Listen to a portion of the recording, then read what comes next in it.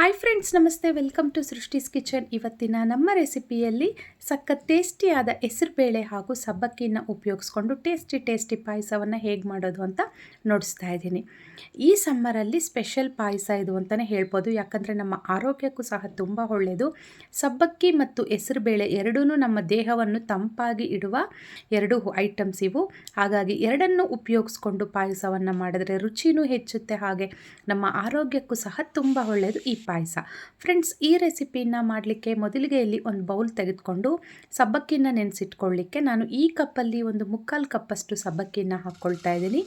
ಇದನ್ನು 1-2 ಸರಿ ಚೆನ್ನಾಗಿ ವಾಶ್ ಮಾಡಿಕೊಂಡು ಆನಂತರ ಇದಕ್ಕೆ ನೀರನ್ನು ಹಾಕಿ ಇದನ್ನು ಒಂದು 30 ನಿಮಿಷಗಳ ಕಾಲ ನೆನೆಸಿ ಪಕ್ಕಕ್ಕಿಟ್ಬಿಡಿ. ಈಗ ನಾನಿಲ್ಲಿ ಕಾಯಿ ಬಂದು ಒಂದು ಕಾಯಿಯಲ್ಲಿ ಅರ್ಧ ಭಾಗದಷ್ಟು ನಾನು ಈ ಪಾಯಸಕ್ಕೆ ಯೂಸ್ ಮಾಡ್ಕೊಳ್ತಾ ಇದ್ದೀನಿ. ಇದನ್ನು ಸ್ವಲ್ಪ ತುರಿದು ಆನಂತರ ಗ್ರೈಂಡ್ ಮಾಡಿ ಅದರ ಹಾಲನ್ನು ಮಾತ್ರ ತೆಗೆದುಕೊಂಡು ಪಕ್ಕಕ್ಕಿಟ್ಕೊಳ್ಳಿ. ಈಗ ಸ್ಟವ್ ಮೇಲೆ ಒಂದು ಪ್ಯಾನ್ ಇಟ್ಟು 1 ಸ್ಪೂನಷ್ಟು ತುಪ್ಪವನ್ನು ಸೇರಿಸ್ಕೊಂಡು ತುಪ್ಪ ಬಿಸಿ ಆದಮೇಲೆ ಇದಕ್ಕೆ ನಾವು ಸಬ್ಬಕ್ಕಿ ತೆಗೆದುಕೊಂಡಿದ್ವಲ್ಲ ಅದೇ ಕಪ್ಪಲ್ಲಿ 3/4 ಕಪ್ಪಷ್ಟು ಹೆಸರುಬೇಳೆಯನ್ನು ತೆಗೆದುಕೊಂಡಿದ್ದೀನಿ.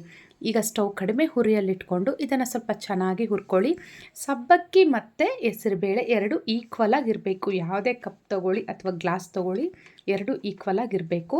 ಈಗ ಕಡಿಮೆ ಹುರಿಯಲ್ಲಿಟ್ಕೊಂಡು ಒಂದು 3-4 ನಿಮಿಷಗಳ ಕಾಲ ಈ ರೀತಿ ಚೆನ್ನಾಗಿ ಹುರ್ಕೊಳ್ಳಿ. ಸೀದಿಸ್ಕೊಳ್ಳಿಕ್ಕೆ ಹೋಗಬೇಡಿ, ಒಳ್ಳೆ ಘಮ ಬರಲಿಕ್ಕೆ ಶುರುವಾಗುತ್ತೆ. ಹೆಸರುಬೇಳೆ ಕಲರ್ ಸಹ ಚೇಂಜ್ ಆಗುತ್ತೆ. ಈ ಸಮಯದಲ್ಲಿ ಸ್ಟವನ್ನು ಆಫ್ ಮಾಡ್ಕೊಳ್ಳಿ.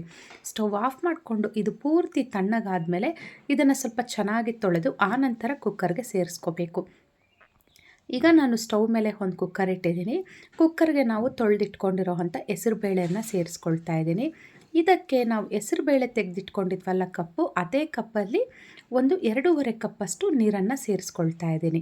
ಈಗ ಕುಕ್ಕರ್ ಮುಚ್ಚಳನ ಮುಚ್ಚಿ ಒಂದು 2-3 ವಿಷಿಲ್ ಕೂಗಿಸ್ಕೊಂಡ್ರೆ ಸಾಕಾಗುತ್ತೆ.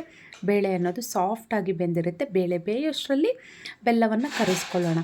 ಬೆಲ್ಲವನ್ನು ಕರಗಿಸ್ಕೊಳ್ಳಿಕ್ಕೆ ಈಗ ಸ್ಟವ್ ಮೇಲೆ ನಾನಿಲ್ಲಿ ಒಂದು ಬಟ್ಲಿಟ್ಟು ಅದಕ್ಕೆ ನಾನು 2.5 ಕಪ್ಪಷ್ಟು ಬೆಲ್ಲವನ್ನು ಹಾಕ್ಕೊಳ್ತಾ ಇದ್ದೀನಿ. ನಾವು ಯಾವ ಕಪ್ಪಲ್ಲಿ ಸಬ್ಬಕ್ಕಿ ಮತ್ತು ಹೆಸರುಬೇಳೆ ತೆಗೆದುಕೊಂಡಿದ್ವೋ ಅದೇ ಕಪ್ಪಲ್ಲಿ 2.5 ಕಪ್ಪಷ್ಟು ಬೆಲ್ಲ, 2 ಕಪ್ಪಷ್ಟು ನೀರನ್ನು ಸೇರಿಸ್ಕೊಂಡು ಬೆಲ್ಲವನ್ನು ಕರಗಿಸ್ಕೊಳ್ತಿದ್ದೀನಿ.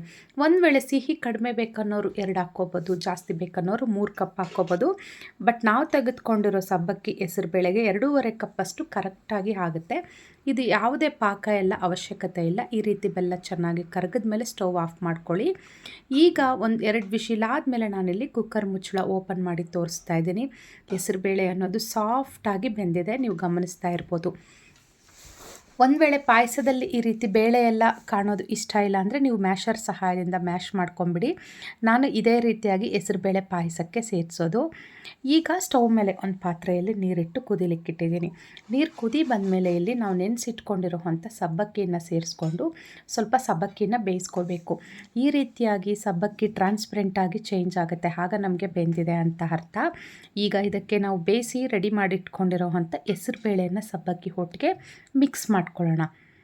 ಈ ರೀತಿಯಾಗಿ ಮಿಕ್ಸ್ ಮಾಡಿಕೊಂಡು ಈಗ ಕುಕ್ಕರ್ಗೆ ಸ್ವಲ್ಪ ನೀರನ್ನು ಸೇರಿಸ್ಕೊಂಡು ನಾನು ಆ ನೀರನ್ನು ಸಹ ಇದಕ್ಕೇ ಹಾಕ್ಕೊಳ್ತಾ ಇದ್ದೀನಿ. ಯಾಕಂದರೆ ಬೇಳೆ ಎಲ್ಲ ಬೆಂದಿತ್ತಲ್ವ, ಹಾಗಾಗಿ ಈಗ ಇದು ಸ್ವಲ್ಪ ಚೆನ್ನಾಗಿ ಕುದಿ ಬಂದಮೇಲೆ ಒಂದು 5 ನಿಮಿಷ ಕುದಿ ಬಂದಮೇಲೆ ಇದಕ್ಕೆ ಈಗ ನಾವು ಬೆಲ್ಲದ ನೀರನ್ನು ಶೋಧಿಸ್ಕೊಂಡು ಹಾಕ್ಕೊಳ್ಳೋಣ. ಈ ರೀತಿ ಶೋಧಿಸ್ಕೊಂಡು ಹಾಕ್ಕೊಳ್ಳೋದ್ರಿಂದ ಅದರಲ್ಲಿ ಬೆಲ್ಲದಲ್ಲಿ ಏನಾದರೂ ಕಸ ಇದ್ದರೂ ಸಹ ಕ್ಲೀನ್ ಆಗುತ್ತೆ. ಹಾಗಾಗಿ ಈಗ ಸ್ಟವ್ ಕಡಿಮೆ ಹುರಿಯಲ್ಲಿಟ್ಕೊಂಡು ಇದನ್ನು ಸ್ವಲ್ಪ ಚೆನ್ನಾಗಿ ಕುದೀಲಿಕ್ಕೆ ಬಿಡೋಣ. ಒಂದು 5-6 ನಿಮಿಷಗಳ ಕಾಲ ಪಾಯಸ ಅನ್ನೋದು ಇಲ್ಲಿ ಚೆನ್ನಾಗಿ ಕುದಿಬೇಕು. ನಾನು ಹೇಳಿದಾಗೆ ನಿಮಗೆ ಈ ರೀತಿಯಾಗಿ ಬೇಳೆ ಕಾಣೋದು ಇಷ್ಟ ಇಲ್ಲ ಅಂದರೆ ಮ್ಯಾಶರ್ ಸಹಾಯದಿಂದ ಮ್ಯಾಶ್ ಮಾಡ್ಕೊಂಬಿಡ್ಬೋದು. ಆದರೆ ಈ ರೀತಿ ಇದ್ದರೆ ನಾವು ತಿನ್ನೋವಾಗ ನಮ್ಮ ಬಾಯಿಗೆ ಹೆಸರುಬೇಳೆ ಅನ್ನೋದು ಸಿಗ್ತಿರುತ್ತೆ.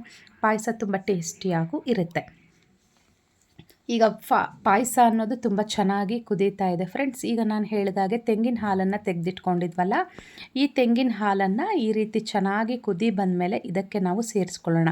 ನಾನು ಒಂದು ಅರ್ಧ ಭಾಗದಷ್ಟು ತೆಗೆದುಕೊಂಡಿದ್ದೀನಿ. ಒಂದು ತೆಂಗಿನಕಾಯಲ್ಲಿ ಅರ್ಧ ಭಾಗದಷ್ಟು ತೆಂಗಿನ ತುರಿನ ತೆಗೆದುಕೊಂಡು ಅದನ್ನು ಗ್ರೈಂಡ್ ಮಾಡಿ ಅದರದ್ದು ಹಾಲು ಮಾತ್ರ ಹಿಂಡಿ ಈ ರೀತಿಯಾಗಿ ರೆಡಿ ಮಾಡಿಟ್ಕೊಂಡಿದ್ದೀನಿ.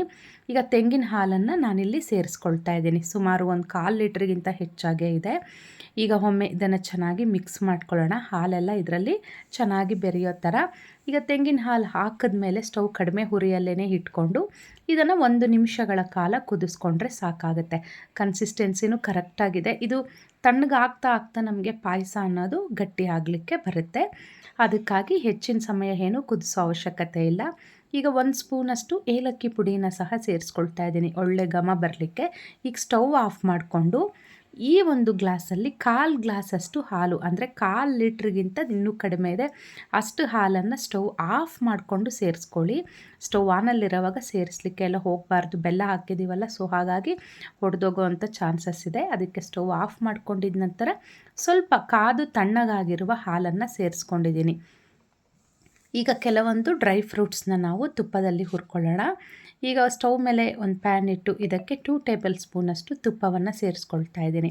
ತುಪ್ಪ ಚೆನ್ನಾಗಿ ಬಿಸಿ ಆದಮೇಲೆ ಇದಕ್ಕೆ ಒಂದು 10ರಿಂದ 15 ಗೋಡಂಬಿಗಳನ್ನ ಸೇರಿಸ್ಕೊಂಡು ಫ್ರೈ ಮಾಡ್ಕೊಳ್ತಾ ಇದ್ದೀನಿ. ತೆಂಗಿನ ತುರಿನೂ ಸಹ ಸ್ವಲ್ಪ ಹಾಕ್ತಾಯಿದ್ದೀನಿ. ನಾನು ಕಾಯಿ ತುರಿ ಮಿಕ್ಸಿಗೆ ಹಾಕೋವಾಗ ಒಂದು ಸ್ವಲ್ಪ ಪಕ್ಕಕ್ಕೆ ತೆಗೆದಿಟ್ಕೊಂಡಿದ್ದೆ. ಈ ರೀತಿ ಕೊನೆಯಲ್ಲಿ ಹಾಕಿದ್ರೆ ತುಂಬ ಚೆನ್ನಾಗಿರುತ್ತೆ. ಈಗ ಇದಕ್ಕೆ ಒಣ ದ್ರಾಕ್ಷಿ ಹಾಗೆ ತುರಿದಿಟ್ಕೊಂಡಿರೋ ಅಂಥ ಕಾಯಿ ತುರಿಯನ್ನು ಸಹ ಸೇರಿಸ್ಕೊಂಡು ತುಪ್ಪದಲ್ಲಿ ಚೆನ್ನಾಗಿ ಫ್ರೈ ಮಾಡಿಕೊಂಡು ಈ ರೀತಿ ಕಾಯಿ ತುರಿ ಹಾಕೋದ್ರಿಂದ ಒಳ್ಳೆ ಟೇಸ್ಟ್ ಬರುತ್ತೆ. ಇದನ್ನೆಲ್ಲ ಸ್ವಲ್ಪ ಚೆನ್ನಾಗಿ ಒಳ್ಳೆ ಘಮ ಬರೋವರೆಗೂ ಈ ರೀತಿಯಾಗಿ ಫ್ರೈ ಮಾಡಿಕೊಂಡು ಸ್ಟವ್ ಆಫ್ ಮಾಡ್ಕೊಳ್ಳಿ. ಸ್ಟವ್ ಆಫ್ ಮಾಡಿಕೊಂಡು ಇದನ್ನೆಲ್ಲ ಈಗ ಪಾಯಸಕ್ಕೆ ಮಿಕ್ಸ್ ಮಾಡ್ಕೊಳ್ಳಿ.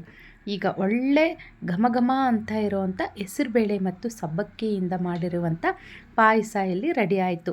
ಹೇಗಿದ್ದರೂ ಸಮ್ಮರು, ಮಕ್ಕಳೆಲ್ಲ ಮನೆಯಲ್ಲಿರ್ತಾರಲ್ವ, ಈ ರೀತಿಯಾಗಿ ಮಾಡಿಕೊಟ್ರೆ ತುಂಬ ಖುಷಿಯಾಗಿ ತಿಂತಾರೆ. ಹಾಗೆ ನಮ್ಮ ದೇಹಕ್ಕೂ ಸಹ ತುಂಬ ಒಳ್ಳೆಯದು, ನಮ್ಮ ದೇಹವನ್ನು ತಂಪಾಗಿ ಇಡುತ್ತೆ. ಈ ಸಮ್ಮರಲ್ಲಿ ಎಲ್ಲರೂ ತಿನ್ನಲೇಬೇಕಾಗಿರೋವಂಥ ರೆಸಿಪಿ ಇದು. ಈಗ ರುಚಿ ರುಚಿಯಾದ ಸಬ್ಬಕ್ಕಿ ಮತ್ತು ಹೆಸರುಬೇಳೆಯಿಂದ ಮಾಡಿರೋ ಪಾಯಸ ರೆಡಿ. ಈ ರೆಸಿಪಿ ನಿಮಗಿಷ್ಟ ಆಗಿದ್ದಲ್ಲಿ ನನ್ನ ಚಾನಲ್ಗೆ ಒಂದು ಲೈಕ್ ಮಾಡಿ, ಶೇರ್ ಮಾಡಿ, ಹಾಗೆ ಸಬ್ಸ್ಕ್ರೈಬ್ ಮಾಡಿ. ಯಾರೆಲ್ಲ ಫಸ್ಟ್ ಟೈಮ್ ನನ್ನ ಚಾನಲ್ನ ನೋಡಿದ್ದೀರಾ ಸಬ್ಸ್ಕ್ರೈಬ್ ಆಗೋದನ್ನು ಮಾತ್ರ ಮರಿಬೇಡಿ.